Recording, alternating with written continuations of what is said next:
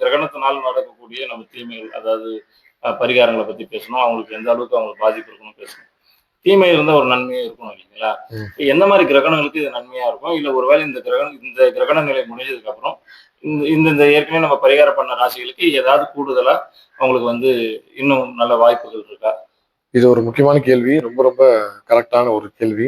அவங்க ஜாதகத்தை எடுத்து பார்த்தீங்க அப்படின்னா அவங்களுக்கு தெரியும். நம்மளுடைய ஜாதகத்துல சந்திரன், நம்மளுடைய ராசி தான் சந்திரன்.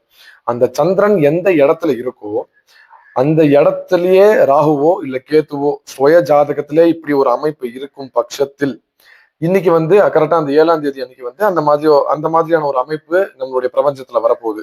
சந்திரன் ராகு, சந்திரன் வந்து கரெக்டா மகரத்துல இருந்து கும்பத்துக்கு வந்து ராகு கூட சேர்றாரு. சோ இதே மாதிரியான ஒரு அமைப்பு யாருடைய சுய ஜாதகத்துல இருக்கோ அவங்களுக்கு இந்த சந்திர கிரகணம் பெரிய ஜாக்பாட்.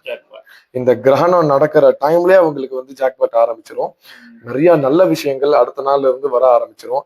அது பேர் வந்து கிரகண யோகம் அப்படின்னு பேரு. ஏன்னா அவங்களுடைய ஜாதகத்திலே கிரகண தோஷம் தான். கிரகண தோஷம் கிரகணம் நடக்கும் போது அது கிரகண யோகமா மாறிடும்.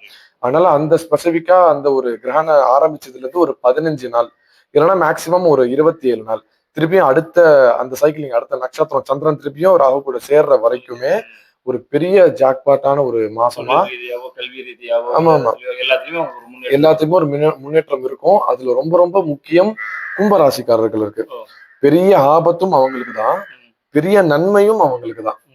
யார் யாரெல்லாம் கும்பராசியா இருக்கீங்களோ உங்களுடைய சுய ஜாதகத்துல கும்பத்திலே ராகு இருக்கும் பட்சத்தில் உங்களுக்கு இந்த ஒரு மாசம் ரொம்பவே ஃபேவரபிளா இருக்கும். ஒரு அதீதமான ஒரு உயர்வை வந்து அவசியம் நீங்க வந்து தொடுவீங்க.